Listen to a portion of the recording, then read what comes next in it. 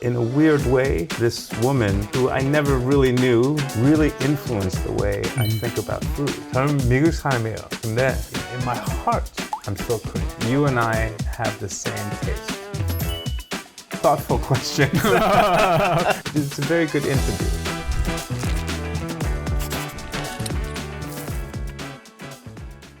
BTV 이동진의 파이아키 안녕하세요. 저는 이동진입니다. 귀한 손님을 모셨습니다. 그래서 여기가 제 작업실임에도 불구하고 뭔가 어디 굉장히 좋은 냄새가 나는 것 같기도 하고 또 입에 약간 군침이 고이는 것 같기도 하고 네, 바로 귀한 분 에드워드 리 선생님 모셨습니다. 어서 오세요. 네, 안녕하세요. 사실은 이제 요리 같은 거 많이 하시니까 몸에서 굉장히 좋은 냄새 나실 것 같아요.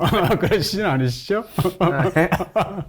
한국에 그저께 오셨다고 들었습니다. 네. 이번에도 다양한 방문 목적이 있으실 텐데요. 이번에 가장 어떤 일들을 처리하셔야 되고 또 이렇게 임하셔야 되셔서 한국에 오시게 됐는지를 여쭤보게 됩니다. Some filming, some business meetings, and then also eating. A lot of eating in Korea. 사실 이제 흑백 요리사의 촬영을 포함해서 지난 한 1, 2년 사이 한국 굉장히 많이 오셨을 것 같고요. 마일리지 엄청 쌓이셨을 것 같아요. 네, 얼마나 자주 오신 겁니까? 요즘에는 한 달에 한 번 와요. 아이고. 네. I feel like this is my home now. 익숙하시겠네요. 네. 네. 기내식은 어떻게 드시나 싶기도 합니다. 더군다나 이제 음식에 관해서 워낙 뭐 당연히 그렇게 하실 테니까 기내식이라는 음식에 대해서는 어떻게 평가하세요? Usually I fly Korean Air. 아, 네. They recently changed the menu. 네. So they have all new menu on Korean Air and it's delicious. I actually, when I'm in my house, I intentionally do not eat breakfast. Because I want to eat the food on Korean Air. So they have a new menu. It's really good. But I miss the bibimbap. They used to have the bibimbap on the... 버터밀크 그래비티라는 책을 저희가 이제 읽고 오늘 사실은 모시게 되었습니다. 또 이번에 방문 목적 중에서 하나가 이제 책이 나온 것과 또 기념해서 여러 가지 행사를 갖기 위해서 오신 것으로 제가 전해 들었는데요. 사실은 이제 셰프님에 대해서 약간의 제가 편견이 있었습니다. 그러니까 요리나 음식이나 방송 출연에 관해서는 이제 수많은 한국 분들이 좋아하시기도 하고 또 너무나 깊은 세계를 가지고 계신 분으로 제가 이해하고 있었으나 사실은 이렇게 글을 잘 쓰시는 분인지는 몰랐고요. 책을 보면서 사실은 굉장히 그 에세이가 갖고 있는 문학성이라든지 혹은 그 안에 담겨져 있는 이야기나 표현들이라든지 이런 것에 대해서 굉장히 깊은 감명을 받았거든요. 그래서 저는 사실은 오늘 인터뷰에서 가장 중요한 것은 셰프로서라기보다 오히려 저자로서 네, 한번 좀 대화를 나누고 싶다 이런 생각이 들게 됩니다. 버터밀크 그래피티라는 책을 처음에 어떻게 쓰게 되신 건지 미국에서는 한 7, 8년 전에 이 책이 나오게 되었지 않습니까? 애초에 어떻게 기획이 되고 또 어떤 방식을 사용하셔서 이 책에 있는 것들을 이렇게 취재도 하시고 또 책을 쓰시게 됐는지 그 뒷얘기를 먼저 듣고 싶습니다. My first book was Smoke and Pickles. And in America, when you publish a book, you go on a book tour. So I went to like 20 different cities promoting the book. When I go to a new city, I like to eat two meals. One is fancy, and then one is very, very simple. I just remembered thinking to myself, I like the simple meals better than the fancy. And the restaurant is not as nice, but I get a feeling this is real cooking. And most of the humble meals that I eat in America are run by immigrants. So I started to think, why don't we talk about these restaurants? You know, why don't we put them on TV or write articles about them? They are often ignored. I just thought in America we love to put celebrity chefs on TV, but we never talk about the quiet immigrant chef behind the scenes making, you know, Mexican food, Vietnamese food, Korean food, Nigerian food. So that was the original idea I had for it. And it was something that I thought about for many years. And then my publisher asked me to write book number 2. I said, I don't want to write a cookbook. This is, to me, this is the story of American food. And I want to write this story. 네, 독자 입장에서 굉장히 이제 뭐라 그럴까요? 이게 책장을 넘기는 그런 재미와 감동이 있는 그런 책이 아니었나 싶기도 하고. 모든 이제 16개의 챕터로 이루어져 있습니다. 근데 책을 다 보고 나서 제가 제일 먼저 느꼈던 것은 16편의 단편소설을 읽은 것 같은 느낌이 있고요. 그것도 이제 음식과 요리라는 더군다나 이제 이민자들에 관한 그런 이야기라는 어떤 테마를 가지고 만든 연작 소설집처럼 읽힌 느낌이 있습니다. 근데 그런 구체적인 이야기를 하기에 앞서서 일단 그 안에서 굉장히 재밌는 어떤 팁 같은 것들도 무척 많더라고요. 그래서 먼저 좀 약간 우스꽝스러운 좀 질문을 드린다면 이 책의 취재를 위해서도 그렇고 또 새로운 도시에 가면 당연히 음식에 대한 호기심이 있으실 텐데 그러면 지금 말씀하신 것처럼 이렇게 식사를 반복해서 하셔야 되지 않습니까? 근데 책의 한 구절에 따르면 하루에 5번까지도 5끼까지도 드실 수 있다고 이 책에 적으신 바가 있으시고요. 근데 어떻게 5끼를 먹는 것이 가능할까 이렇게 생각했더니 조금씩 먹거나 이렇게 포장을 하신다고 이제 한 얘기를 제가 읽은 적이 있습니다. 가장 재밌는 거는 식당을 어떻게 취재해서 갈까라는 것이 제가 궁금했는데 심지어는 이제 에드워드 리씨께서도 인터넷 검색을 하신다고 책에 쓰셨어요. 근데 검색을 한 다음에 그 도시에서 1등 레스토랑은 안 가고 2등이나 3등을 간다고 하셨어요. 거기에 관한 설명을 포함해서 어떻게 현지에 갔을 때 예를 들어서 무슨 패터슨에 가면 페루 식당을 가셔야 되는데 어떤 페루 식당을 갈지를 어떻게 검색하고 어떤 방식으로 고르시는지 먼저 여쭤봅니다. It's a technique I've developed over many, many years. 네, 굉장히 중요합니다. 네. You have to be a little bit like a police detective, you know? Some restaurants, you can tell their family posted a lot of positive reviews, so it's not real. And then some are some restaurants, they have more money. So they hire a PR agency. So you kind of have to just go through I go through a lot of pictures and then see, and then I read the comments, but it has to be like a lot of comments from lots of different people over a long period of time. I never read reviews, magazine reviews, because that's all lies. And when I arrive in the city, I just ask people. Real people. Local people. Yeah, just people on the street. What do you think? Is this a good restaurant? You know, you can't ask hotel people because the people who work at hotels, they get money for recommending restaurants. So you can't ask that. You have to ask you know, taxi drivers. Okay. Taxi drivers know the best, and not the hotel concierge people, but like the people who work in the hotel restaurants, like the busboy, managers. People like that. So it's a lot of different things combined. And then at the end of the day, it's just 느낌이있어요. This is going to be a good restaurant, you know? And then a lot of it too, I look at the sign. Okay, so this is very important. If you spend a lot of money on the sign, then you don't care about the food. Sometimes I look for a very simple sign. Means the owner put the money in the kitchen. Not on the sign. So those are things I think about. 네, 지금 말씀하신 건 다 피가 되고 살이 되는, 네, 사실은 어떻게 보면 뭐 한국도 굉장히 비슷하지 않을까라는 생각이 들기도 합니다. 그 말씀을 나누다 보니까 바로 이제 지금 이야기를 쓰셨던 그 패터슨 방문기가 떠오르기도 하는데요. 패터슨을 방문하셔서 초기에 이제 그 책에 따르면 하셨던 일이 일단 그 페루식 전통 있게 회전식 통닭구이 이런 것을 이제 드시려고 가셨는데 그 전에 일단 생닭을 우연치 않게 직접 구매를 하시는 그런 경험이 책에 쓰여 있습니다. 근데 당장 생닭을 가지고 요리도 하실 수 없으니까 생닭을 이렇게 어쨌건 포장을 해서 들고 다니면서 옆에는 생닭이 있고 여기 앞에는 페루식 통닭구이가 있어서 그걸 드시는 그러면서 하루에 투어를 하면은 또 음식마다 다 못 드시 포장해서 가지고 다니니까 시간이 지날수록 점점 역한 냄새가 생고기하고 이 음식들하고 뒤섞일 텐데요. 근데 거기서도 이제 그거 자체를 하나의 뛰어난 단편소설처럼 저한테 보이기도 하는 게 어느 순간 그 봉투가 찢어져서 생닭이 분실됐다고 하셨고 근데 그쯤 되면 포기하실 것 같은데 그 생닭 찾아가지고 또 막 돌아다니셨다고 하셨고 그러다가 어느 순간 마음에 해방감을 얻어서 쌓아두었던 그 남은 음식들도 다 버리셨다고 이야기를 저기 쓰셨어요. 그래서 그 부분이 굉장히 인상적이었는데요. 일단 그 부분을 제가 소개해드리면서 질문드리고 싶은 것은 실제로 그렇게 그러면 남은 음식들 하루에 5끼까지 드시는데 그 싸간 음식들을 실제로 다 드시나요? 아니면 처리가 불가해서 버리시나요? 어떻게 하시나요? 일반적으로. The funny thing about this book and the stories, a lot of times when writers write about food, they leave out the funny stuff. You know, they just write about the food, like journalism, right? And I was doing the same thing, and then I was telling my friend the story of what happened with the chicken. My friend is a writer, and he said, that's the best part of the story.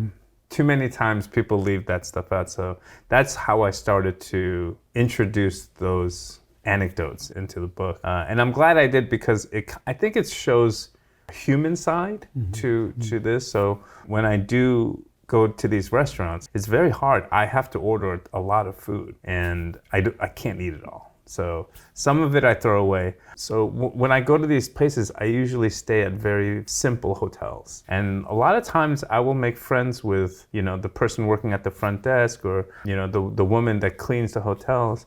And they know that I'm researching food. So, they know I'm not a weird person. And I'll just say like, hey, I ate, I'm here to write about food. I ate I took 10 bites. Do you want the rest? And a lot of times they say yes. Sometimes they say no and I have to throw it away. Sometimes I will give it to a homeless person, and say, do you want? I think a lot about that because as a chef, I hate wasting food, and part of this job is you do order a lot of food and a lot of it goes to waste. So the whole story about the raw chicken was 너무 아까워요. Chicken, this chicken can feed 4 people.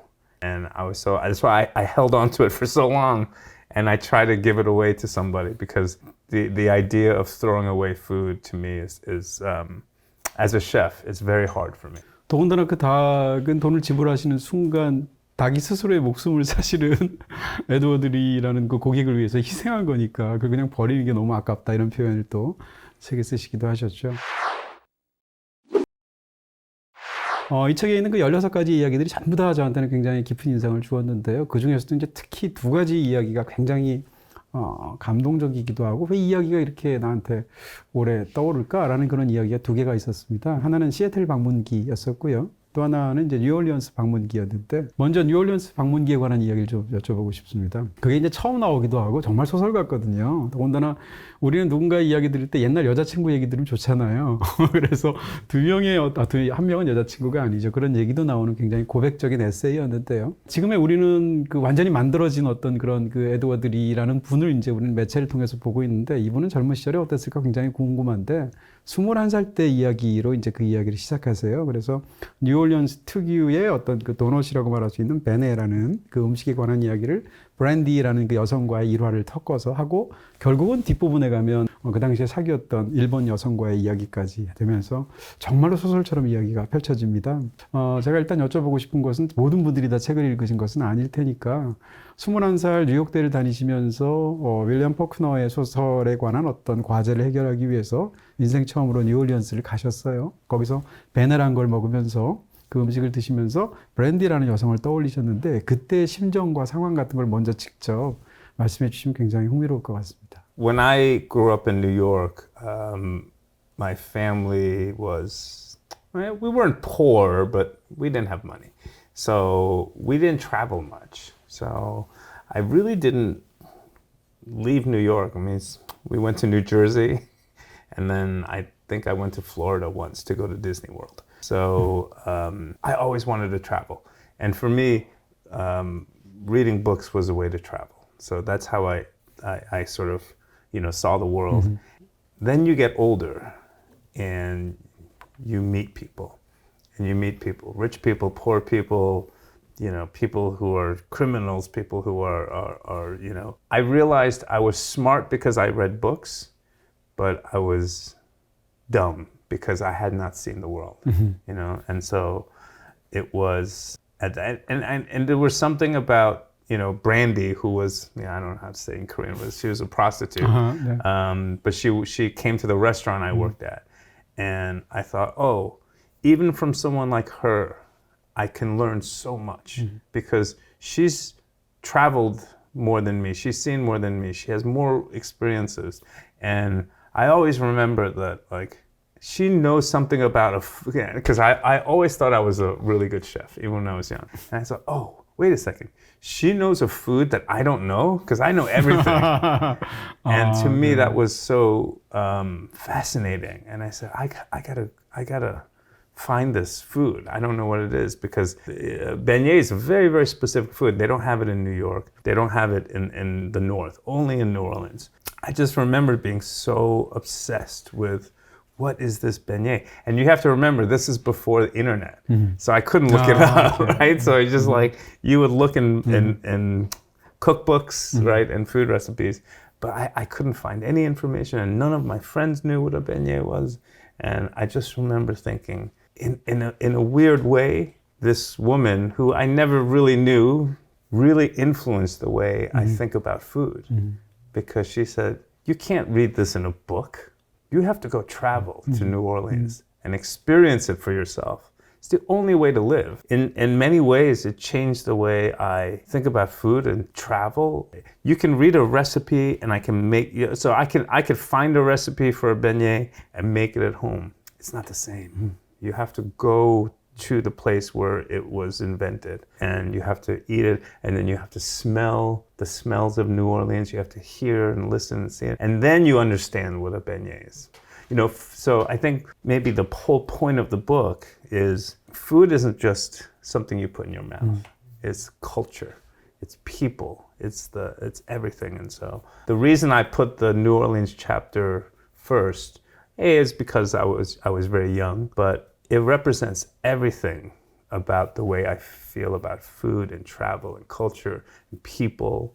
I learned so much from people, not just educated people, but every person I meet has something to teach me. I think some of that, mixing the world, is really important for me. 네, 지금 말씀해 주신 것처럼 그러니까 이 책을 읽으면서 그 각 도시들마다 이 경험하셨던 음식에 관한 이야기들, 무엇보다 거기서 살아가는 그 셰프들의 어떤 삶에 관한 이야기들, 혹은 그들이 떠나온 나라에 관한 이야기들, 이런 것들이 어떻게 보면 이 책에 있는 그 여행기들은 공간을 여행하면서 사실상 시간을 여행하신 게 아닌가라는 생각이 들 정도로 개인의 역사와 또 집단의 역사가 그대로 응축되어 있는 것 같은 그런 느낌을 받습니다. 이 책에서 굉장히 인상적인 것 중에 하나는 그 16개의 도시가 제가 가본 도시도 있고 못 가본 도시들도 있는데, 근데 그 도시들을 설명하는 어떤 그런 묘사들 같은 것이 정말 뭐라고 할까요? 그러니까 여행 에세이로서 굉장히 인상적이고 뛰어난 부분이 아닌가 싶었습니다. 방금 전에 얘기하셨던 뉴올리언스 같은 경우에 뭐라고 설명을 하셨냐면 인생에서 이제 젊고 어리석었을 때 한번 반드시 방문해야 되는 도시이고, 그러다가 나이가 조금 더 들어서 더 현명해지면서 그래도 아직 꿈이 남아있을 때 또다시 한번 방문해 볼 만한 도시다, 이렇게 두 번에 관한 이야기를 하셨어요. 제가 이제 그걸 보면서 너무 이제 인상적이어서 줄을 치면서 무슨 생각을 했냐면, 나는 틀려먹었구나, 이 생각을 제가 했습니다. 왜냐하면 저는 어리석긴 한데 이제 젊지는 않고요. 그 다음에 지금 상황에서 이렇게 더 현명해지거나 더 아직도 꿈을 쫓거나 이러지는 않거든요. 그래서 나는 뉴올리언스를 못 가는 건가, 뭐 이런 생각이 들기도 했었는데요. 제가 드리고 싶은 것은 그 각각의 도시를 미국인으로서 에드워드 씨께서 이렇게 방문했을 때 그 도시가 잘 알려져 있는 도시이기도 하지만 본인이 직접 봤을 때마다 그때 받은 인상들을 쓰신 거잖아요. 시애틀이든 아니면 다른 로웰이든 어디든 간에 공간을 딱 갔을 때 거기에 대해서 이제 이 음식에 관해서 물론 이 모든 이야기들을 쓰셨지만 음식을 제외하고 공간에서 가장 예민하게 보시는 것들이 어떤 것인지, 어떤 도시에 가셨을 때 그런 걸 한번 좀 여쭤보고 싶습니다. I think every city has many stories to tell. You go to a city like New Orleans or Seattle or Houston, there's one level, which is you just see the city and architecture and the cars and the hotels and the restaurants, and then there's like a story underneath that, and it's peoples, and then it's neighborhoods, and then it's history, and then you go, beneath that, and there's a lot happening in cities that you don't see. Sometimes it happens in immigrant neighborhoods, right? So you have to get invited, right? You can't just walk in there. Like when I went to in Texas, Texas, we think of Texas as cowboys and steak and Republicans, and here there's this kind of other Texas, which is old Vietnamese fishing society. The Vietnamese fishermen in Texas, it's a very, very closed society. They don't let outsiders come in, and anytime someone says to me, no, you can't come here. I want to come even more, So I thought, God, it's so fascinating in this Texas, and it's very, very similar to the rituals and the society that they had in Vietnam. They just brought to Texas. Whenever I see something like that, I think, how is this possible? How does this exist inside Texas? It just makes me so curious about it. So. It's really not different from like when I go to a restaurant and I eat something, it's so delicious. I go, I need that recipe. And I can be very, very persistent. I will keep bothering the chef or the waiter. And I say, what is in this? I need the recipe, I need the recipe. In the same way, when I visit a city and I see something interesting, my mind keeps spinning and I want to know the answer. So to me, that's what's fascinating. And believe me, this was, 16 chapters. There's so many more stories out there, so many more cities. And one of the points of the book is that I want to inspire the readers to go explore their own city. Because you can do the same thing anywhere you live. I'm sure in Seoul, or Busan, or Daegu, there's stories of people doing, amazing things that's just under the surface. And so I kind of want to inspire people to do their own investigation and also look at their own history and, meet people and eat. 네, 지금 방금 전에 말씀하셨던 바로 그 내용을 에필로그에 마치 이제 이 전체를 요약하는 내용처럼 또 잘 전달을 해주셨던 것 같습니다. 추가적으로 하나 더 그 말씀드렸던 그 인상적인 글에 대한 질문을 좀 드리고 싶습니다. 그러니까 나머지 하나는 이제 특히 이제 그 시애틀 부분이 굉장히 감동적이었고요. 제가 말씀드리는 것은 이제 요약하기 위해서 설명을 드리는 건데요. 시애틀이라는 도시에 갔던 것은 이제 그 선생님께서 그 첫 번째 책을 쓰고 이제 북 투어를 하러 홍보 투어를 하러 가셨다가 마지막 일정이었던 것이 시애틀이었다고 했고, 그러다가 다음날 이제 늦은 점심을 드실 때 마침 오래 앓고 계셨던 아버지가 계셨는데 누나로부터 전화가 왔었다는 거죠. 누나의 전화를 딱 보는 순간 뭔가 직감을 하셨고, 식사 중에 잠깐 미안하다고 한 다음에 전화를 받으시니까 아버지가 임종을 하실 것 같다는 얘기를 들으셨다고 하셨어요. 근데 저한테 이제 그 굉장히 인상적이었던 바로 그 다음인데요. 돌아와서 이제 급하게 돌아가야 되니까 같이 동석했던 사람들한테 미안하지만 저희 아버지께서 이렇게 임종을 맞으셔서 굉장히 빨리 가야겠다라고 이야기하셨을 때 사람들이 굉장히 놀라면서 빨리 가라라고 얘기했는데 바로 가지 않으시고 굉장히 허기진 상태에서 그 자리에서 음식을 다 드셨다고요. 그리고 나서 시애틀에서 뉴저지까지 오시는데 비행기에서 나오는 기내식도 처음 얻을 것까지 다 드셨다고 하셨고요. 그리고 돌아오셔서 이제 아버지의 임종을 맞기 직전에 아버지를 마지막으로 만나시고 어머니가 이제 조카들 데리고 와서 한식당에 가서 식사 좀 하고 와라 라고 하셔서 어린 조카들 데리고 고기를 구워서 드시고 있는 도중에 아버지가 돌아가셨다고 제가 얘기를 들었습니다. 그러니까 보통 우리가 이제 부모님을 떠나보내게 된 순간의 이야기하고 완전히 다르다는 생각이 들었고요. 말하자면 아버지를 마지막에 보내셨을 때 3번의 멈추지 않은 식사가 있었던 거예요. 그 이야기 속에. 그게 저한테는 굉장히 강렬하게 다가왔었고요. 그 3번의 식사를 그렇게 하셨던 것에 대한 당시의 그 셰프님의 마음은 어떤 거였는지 이런 얘기를 좀 약간 부연 삼아 듣고 싶습니다.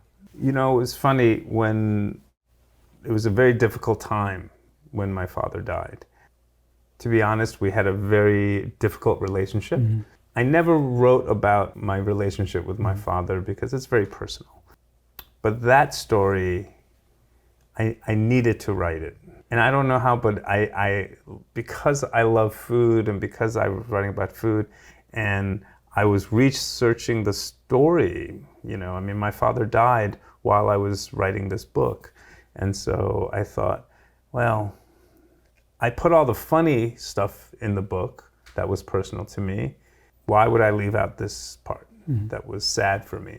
But if I'm going to put funny things in the book, I should also put this in the book too. So I decided to write about it in the book. But I also wanted to write about it in a way that was creative. And, I thought a lot about my father. And I think the biggest thing for me was, how do I say goodbye to my father? I didn't want to say goodbye to my father. And so I was avoiding it because I thought, well, if I'm late and he dies, then I don't have to say goodbye. And so I was in my mind, I was hoping, but I also knew he's a very strong man, like me, and I knew he was not gonna die. And so I still remember everything I ate in Seattle while I was waiting for my father to die. It's the one meal. There's very few meals in my life where I remember everything, and I remember everything because I was thinking about so much, and just it meant a lot to me. So I don't know. It's just I was able to see him, and I was able to say goodbye. Sometimes there's a lot of things that's so personal, and it's so deep, and you can't just write everything. It's too much. And so, as in literature, we use metaphor, or, sometimes things are so painful that I just talk about the food. And it allows me to talk about my father, but not in a way that's too sad. So I talk about the food, but like you said, if you read it, I write about food, but it's really not about food, you know. And so that was in many ways, that chapter for me was a little bit like therapy. You know, I needed to get it off my chest. In many ways, I'm lucky that I was able to do that, you know, in this book.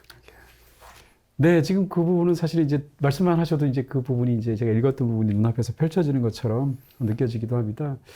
근데 이제 가장 이제 이 책에서 가장 핵심적인 부분에 관한 부분들을 좀 질문드리고 싶습니다. 책 제목이 버터밀크 그래피티여서 왜 그럴까? 책 보기 전에는. 근데 읽고 나니까 어떻게 생각하면 지금의 어떤 그 요리사로서의 정체성의 그 두 축이 1980년대 브루클린에 있었던 그런 어린 시절에 그래피티 그 예술에 대해서 이렇게 굉장히 집중하셨던 어떤 시기가 청소년 시기가 있었고요. 또 하나는 버터밀크라는 이 지금 현재 하시는 미국 남부 요리를 상징하는 듯한 그 요리, 어떤 재료 혹은 요리가 있을 텐데 이 두 가지를 이 사실상 붙여서 만드신 그 제목인 것 같습니다. 가지고 계신 그 요리 철학의 핵심이 이제 조합이라고 말할 수 있을 것 같고 어떻게 보면 정통이나 전통이나 이런 말들이 갖고 있는 딱딱한 외연 같은 것을 좀 더 이렇게 해방시키고 확장시켜서 그 경계에서 펼쳐지는 것을 마음껏 창의롭게 이렇게 탐색하시는 요리를 만드시는 것 같거든요. 그게 아마 방송을 통해서 사람들을 사로잡았던 것도 같고요. 사실은 미국이라는 나라의 역사가 그렇지 않습니까? 수많은 이민들의 어떤 그런 그 멜팅 팟 같은 것으로서 이루어진 그 나라의 역사가 있을 것이고 그 속에서 개인의 삶이 그랬을 것이고 또 심지어는 그들이 해온 여기 등장하는 요리사들이 다 그런 건데요. 이런 측면에서 본인이 갖고 계신 그런 어떤 요리 철학에서 핵심이라고 말할 수 있는 이 조합이라는 것에 대해서 조금 더 상세하게 이 저자로서 말씀을 좀 듣고 싶습니다. Your interpretation of the title is perfect. In many ways, you know, like on the show, I said, you know, I'm Pibin Ingam. 네. And to me, also like my life, I grew up in Brooklyn, and that's the graffiti. But I live in Kentucky, and that's the buttermilk. They don't fit, you know. They shouldn't be together, but it's my life. So I make them together. And I think because I grew up in Brooklyn and because I grew up surrounded by many immigrants and now I've traveled a lot, I don't see definitions clearly the way other people do. So for example, what is American food? People used to think, oh, American food is cheeseburgers and French fries and hot dogs. But not anymore, not in 2025. Real American food is tacos and hummus and bibimbap and fried rice. It's everything because America is immigrants. If we take all the immigrants together, that is American food. So every time when an immigrant family comes to America, we leave behind so much. Sometimes we lose language. Sometimes we lose our family. Sometimes we lose history. But always we bring recipes.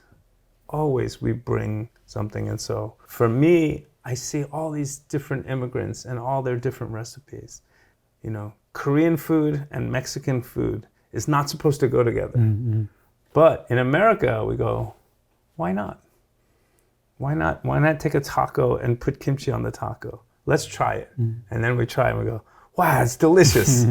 And so it can happen. And I think, to me, that's what makes America so unique and so different. It's one of the only countries in the world where I can have pizza and Indian food and then put it together and eat it. And some people say, oh, you can't do that.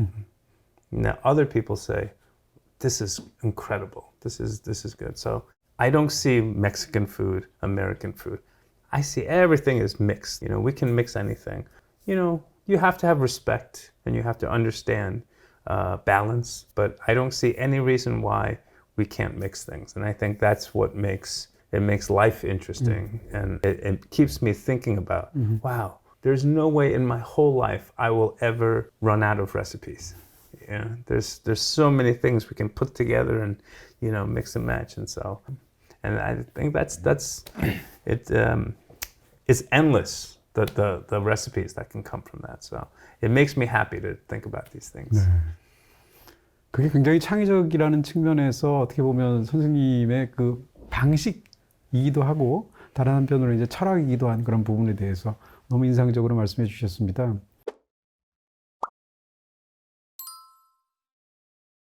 그러니까 이제 그 연장선상에서 제가 여쭤보고 싶은 건 이런 겁니다. 이 책을 읽고 나서 이제 제가 떠올리게 됐던 것이 어떻게 보면 이 책은 이제 뛰어난 여행서이기도 하고 음식 에세이이기도 하고 또 하나는 이제 거대한 어떤 미국이라는 나라를 이민이라는 어떤 프리즘을 통해서 본 어떤 약간 간략한 역사서 같은 느낌도 있습니다. 근데 최근에 이 요리뿐만이 아니라 이렇게 눈을 넓혀서 이 문화적인 영역에서 우리가 굉장히 풍성하게 소위 이제 한국계라고 말하는 사람들이 만들어낸 그런 문화 생산품들을 즐기고 있습니다. 예를 들어서 정의삭 감독이 만든 영화 미나리가 있는데 정의삭 감독은 1978년생이에요. 그리고 미국에서 태어났습니다. 그 다음에 이민진 작가가 쓴 파친코라는 또 굉장히 뛰어난 소설이 있는데 이민진 작가는 1968년도에 서울에서 태어나서 몇 년 뒤에 가게 됐거든요. 제가 이야기를 드리는 이유는 그것이 소설이든 영화든 아니면 요리든 간에 대략 1960년대 말부터 70년대 말까지 미국으로 갔던 이민 1.5세대나 2세들이 중년이 되어서 이제는 완숙한 어떤 자기의 전문 경지에서 만들어낸 그런 어떤 생산품이나 작품들을 우리가 온전히 전 세계인들이 즐길 수 있게 된 거예요.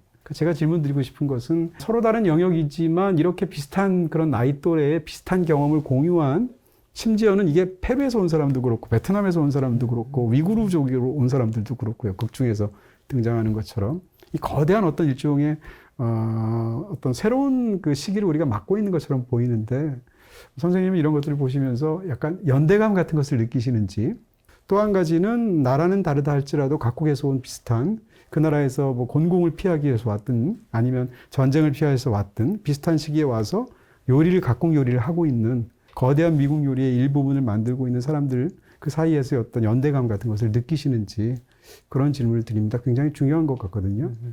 By the way, I'm friends with Min-Jin Lee. 아, 그렇군요. So she's, 네. and I always think, we were like the first Korean immigrants to really live in America. 처음 재미있고, and so what's interesting is I talk to Min-Jin Lee or any Korean American person that I meet that's similar to my age. And we talk, same experience. Same experience. Now, of course, everyone has different family, and you grew up in LA, and I grew up in New York, and you grew up in Florida, but we talk, same experience. How much suffering and how much our parents worried about us. And they said, no, you're going to be a doctor or a lawyer. And how all of us, we were hiding our Korean food. 너무 창피해서 so we ate it quietly because we all grew up in America when Korean culture and Korean food and Korean language was unknown. Nobody knew about it. Like at first they were like, wait, is this Japan? What is this? They didn't know. So just educating America about what is Korea, who is Korean. So yeah, I have so much solidarity and love for every Korean American. When I did the Hukbaek Yorisa show, after it was finished, it was on TV, on Netflix. I got so many letters from Korean Americans. And I got so many letters from Korean people. I realized Korean people and Korean American people have different experience. Korean people said, I love you. And Korean American people said, I never saw Korean American on big show like that. Never. And I never thought about it because I thought, there's plenty of Koreans on TV.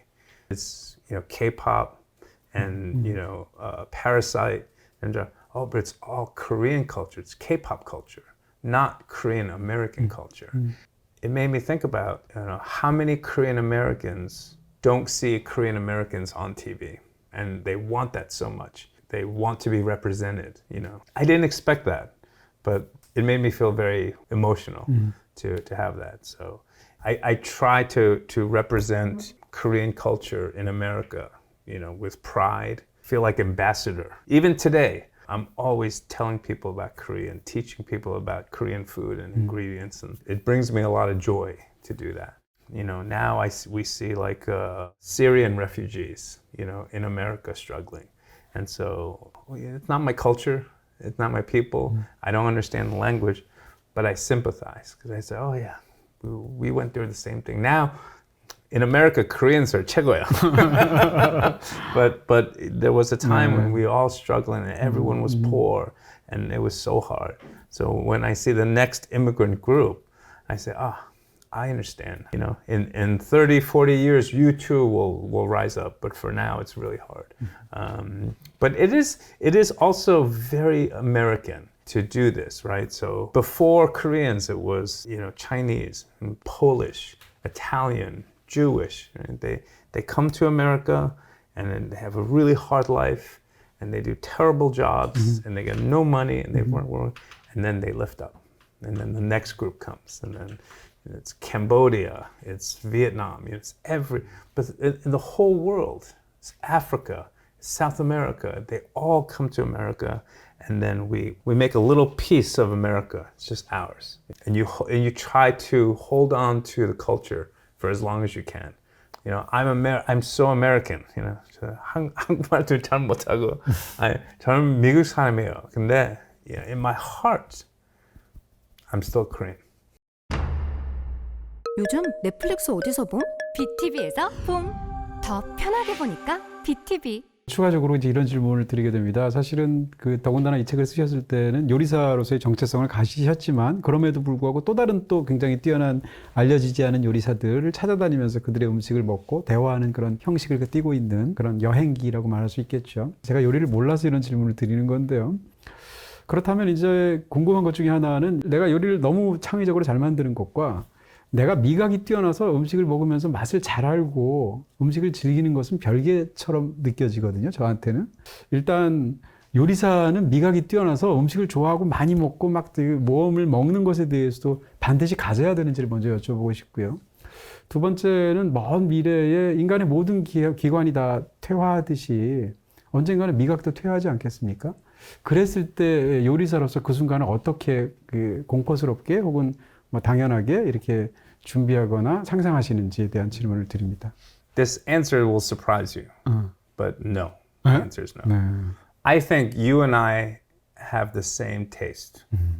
The difference is every time I eat something, I write it down. Even today, if I eat something, I go home, I write it down, I think about it. So I'm connecting my mouth to my brain, making notes. And so I remember. Most people, when they eat and then they forget.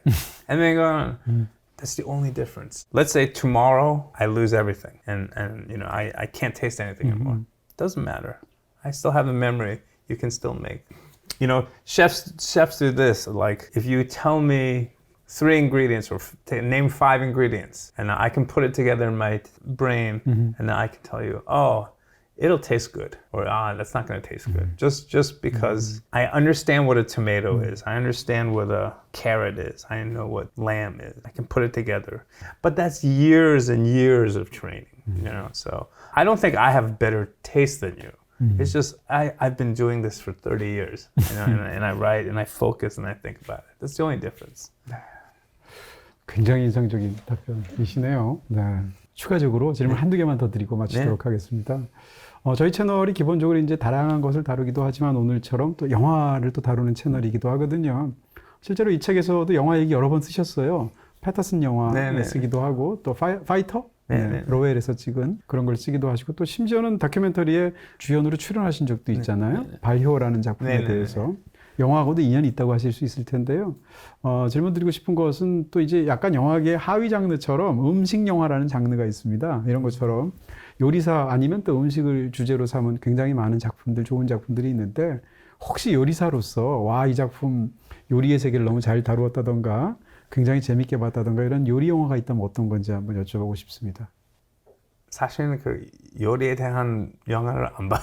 아, 일부러 안 보시나요? 아니면 because I always say doctors don't watch movies about medicine and lawyers don't watch movies about it's very difficult because when you have a movie about food, it's always wrong. The food part. 어차피 yeah, just because it's never accurate. So it's I can't. I watch it and I can't. So I stopped thinking about the movie and I go, no, that's not right. Why are you cutting the carrot that way? So it's hard for me.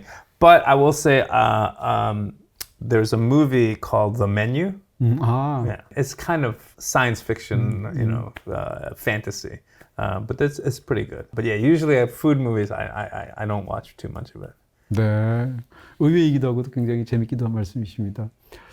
마지막 질문을 드리도록 하겠습니다. 사실은 그 책에서도 여러 번 강조하셨던 게 결국은 이제 이게 음식에 관한 이야기처럼 보였는데 음식이 아니라 음식을 둘러싼 사람들의 이야기에 관한 그런 책처럼 보이기도 하고 또 계속 강조를 하셔서 책에 쓰시기도 하시고요. 이야기를 수집하는 사람처럼 보이기도 하고요. 인생을 이야기로 파악하시는 것 같기도 하십니다. 근데 지금 사실 카메라가 어떻게 보일지 모르겠는데 바로 뒤에 보면 저기 마가릿 애트우드의 제가 좋아해서 저 문장을 썼는데 결국 우리는 모두 다 이야기가 될 것이다 라는 문장을 네, 제가 주문해서 저기다 갖다 놨거든요. 그러니까 제가 여쭤보고 싶은 것은 저희가 그냥 그 독자로서 더군다나 이렇게 바깥에서 이번에 책을 보면서 제가 느낀 것은 에드워드 리라는 그 이야기가 너무 재밌게 느껴졌거든요. 그 사람의 이야기 자체, 어렸을 때 브루클린에서 이야기부터 시작해서 지금 그 610 매그놀리아에서 일까지 본인 스스로 지금 뭐 아직도 한참 많이 남으셨지만 현재까지의 에드워드 리라는 이야기를 한번 생각하시면 이 이야기는 어떤 이야기 같으세요? 스스로 파악하시기에. I like to say food is an adventure. So to me, food is not just eating. It's not even for flavor. Food keeps me alive. I get bored very easy. Like everything, I get bored. I never get bored with food. I never get bored. Also, I don't watch a lot of movies because I get bored. I get bored in the museums. That's a terrible thing to say. I get bored in museums. Food, I'm never bored. I'm never bored. And so it keeps me young. I know there will be so many things that I want to do in this world. I love to write. I love to make documentaries. I love to do TV, but always about food. Right? If I write, it's about food. If I do TV, it's about food. If I do documentary, it's about food. Because of food, I get to explore all these different things. When I was young, I never thought I would write a book, But because of food, I got to write a book. Because of food, I get to travel.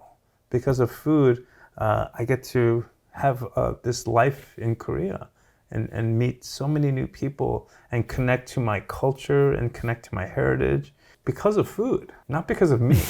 It's because of food. And so I am so thankful to food. I owe it everything. When I was young, this comes back to a story about my father. I think I was maybe 12 years old. And my father said, "What are you going to do?"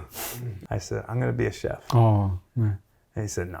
You have to do business or do doctor." But I was 12, so and then I was 16. He said, "What are you going to do?" I said, "I'm going to be a chef." He's like, "Oh, no.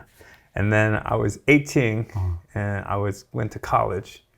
And then he said, "Okay, now you're in college. What are you going to do?" I said, "Still going to be a chef." And then he was. I don't know why, because my father doesn't like food, my mother doesn't like food. Like nobody in my family is a chef. 네. Nobody. I mean, they cook, but nobody in my family is passionate about food. I don't know why. I knew from very, very young. I don't know why, but this food is going to save my life. It's going to save my life, and it's going to take me all over the world, and it did. Every day I wake up and I'm so thankful for my life and for the opportunities. And sometimes I wake up and I go, "Is this, 이거 꿈이에요?" And I wake up and say, "Is this real?" Because I'm having so much fun and it's so beautiful. I don't want the dream if this is a dream, I don't want it to end. There will be another chapter, and hopefully I will do many things, but always with food. 음식에 관한 제가 여태까지 들었던 가장 뭐라고 그럴까요? 이렇게 뜨거운 러브레터 같은 그런 말씀으로 마지막을 마무리해 주셨습니다. 네, 책을 출간하셨고 이제 한국의 독자들과 직접 만나는 행사도 며칠 뒤에 있는 것으로 알고 있고요. 네, 남은 일정들 생각하시면 어떠신지 오늘 인터뷰를 마치면서 마지막으로 인사 말씀해 주시는 것으로서 오늘 끝내도록 하겠습니다. Thank you. This is a very 감사합니다. You have many thoughtful questions, 죄송합니다. and it 네. made me really think. But it's a very good interview because I like to talk about the book and I like to talk about food. So thank you for being very thoughtful, and you know, I'm just so happy to be here. And you know, 한국말 한국말 공부하고 있어요. 그래서 열심히 하고 next time I can maybe do an interview in Korean. 네, 기대하겠습니다. 감사드리고요. 네, 마치도록 감사합니다. 하겠습니다. 고맙습니다. 네. 오늘 인터뷰에서 나왔던 지금 띄워드린 영화들은 BTV에서 보실 수 있습니다.